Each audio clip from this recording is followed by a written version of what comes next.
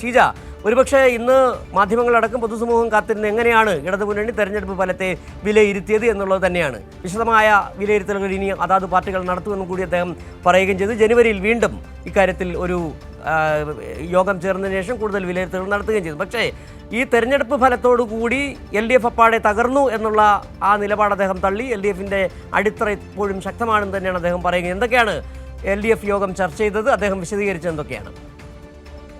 തീർച്ചയായും സിജു, ഇന്ന് ചേർന്ന LDF യോഗത്തിൽ പല വിഷയങ്ങൾ ഇന്നത്തെ ഈ യോഗത്തിന്റെ പരിഗണനയ്ക്ക് വന്നു എന്നുള്ളത് തന്നെയാണ് എടുത്തു പറയേണ്ടത്. അതിൽ ആദ്യം തന്നെ തദ്ദേശ തെരഞ്ഞെടുപ്പ് ഫലവുമായി ബന്ധപ്പെട്ട് അതിൽ പ്രതീക്ഷിച്ച ഒരു വിജയം അത് LDFന് കൈവരിക്കാൻ സാധിച്ചിട്ടില്ല. അതുകൊണ്ട് തന്നെ ജനങ്ങളുടെ പ്രതികരണം LDF വിശദമായി തന്നെ പരിശോധിക്കാൻ തീരുമാനിച്ചിരിക്കുന്നു എന്നുള്ളതാണ്. അതിന്റെ ആദ്യഘട്ടം എന്ന നിലയിൽ അതാത് കക്ഷികൾ അവരുടെ പാർട്ടി തലത്തിൽ ആദ്യഘട്ടത്തിലുള്ള പരിശോധന നടത്തുന്നതായിരിക്കും. അത് ഈ മാസം അവസാനത്തോടുകൂടി നടത്താനാണ് തീരുമാനിച്ചിരിക്കുന്നത്. അതിനുശേഷം ജനുവരി ആദ്യവാരം വീണ്ടും LDF യോഗം ചേരുന്നതായിരിക്കും.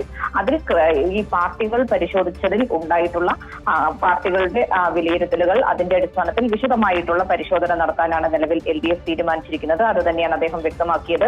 തിരുത്തലുകൾ എന്തെങ്കിലും വരുത്തേണ്ടതുണ്ടെങ്കിൽ വിശദമായി തന്നെ അത് മനസ്സിലാക്കി തിരുത്തി മുന്നോട്ട് പോകും എന്നുള്ള കാര്യം തന്നെയാണ്. ജനവിധി മാനിച്ച് ഭാവി പ്രവർത്തനങ്ങളുമായി മുന്നോട്ട് പോകുക, അതാണ് നിലവിൽ തീരുമാനിച്ചിട്ടുള്ളത്. അതിന്റെ അടിസ്ഥാനത്തിലാണ് അങ്ങനെ ഒരു തീരുമാനത്തിലേക്ക് എത്തിയിരിക്കുന്നത്. പക്ഷേ ഒരു തരത്തിലും അവസരവാദ നിലപാട് LDF സ്വീകരിക്കുകയില്ല. ജനവിധി മാനിച്ചുള്ള നടപടി മാത്രമേ സ്വീകരിക്കൂ. പക്ഷേ ഈ ഒരു തെരഞ്ഞെടുപ്പ് വിധിയുടെ പശ്ചാത്തലത്തിൽ LDF പൂർണ്ണമായും തകർന്നു എന്ന തരത്തിലൊക്കെ ചിലർ പ്രചരിപ്പിക്കുന്നുണ്ട്. പക്ഷേ LDFന്റെ അടിത്തറ തകർന്നിട്ടില്ല. അടിത്തറ കൂടുതൽ ശക്തിപ്പെടുത്തുന്നതിന് വേണ്ടിയിട്ടുള്ള നടപടികളുമായിട്ടാണ് നിലവിൽ LDF മുന്നോട്ട് പോകുന്നത്.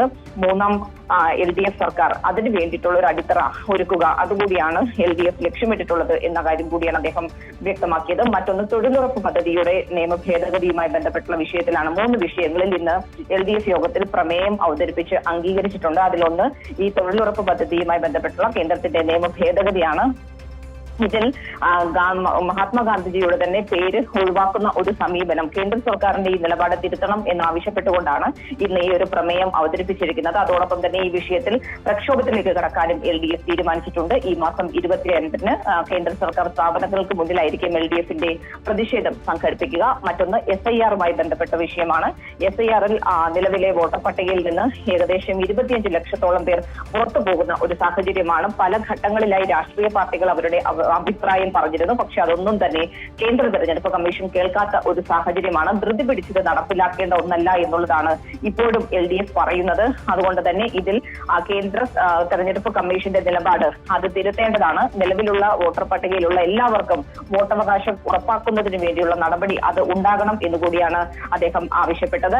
മറ്റൊന്ന് മൂന്നാമത്തെ പ്രമേയം IFFK-യുമായി ബന്ധപ്പെട്ട് IFFK-യിൽ 19 സിനിമകൾ തടഞ്ഞതുമായി ബന്ധപ്പെട്ടാണ്. ശക്തമായിട്ടുള്ള LDFന്റെ പ്രതിഷേധം വ്യക്തമാക്കുന്നു എന്നുള്ള കാര്യം ഊന്നുന്നത് തന്നെയാണ് ഈ പ്രമേയം എന്ന് പറയുന്നത്. ആവിഷ്കാര സ്വാതന്ത്ര്യം ലംഘിക്കുന്ന ഒന്ന്. അതുകൊണ്ട് തന്നെ ഈ 19 സിനിമകളും പ്രദർശിപ്പിക്കാൻ കേന്ദ്രം അനുമതി നൽകണം എന്നുള്ള ഒരു ആവശ്യമാണ് മുന്നോട്ട് വെക്കുന്നത്. സാംസ്കാരിക പ്രവർത്തകർക്ക് പ്രവർത്തിക്കാൻ കഴിയാത്തൊരു സാഹചര്യത്തിലേക്ക് കാര്യങ്ങൾ നീങ്ങുന്നു. അത് അംഗീകരിക്കാൻ സാധിക്കില്ല എന്നുകൂടിയാണ് അദ്ദേഹം വ്യക്തമാക്കിയത്.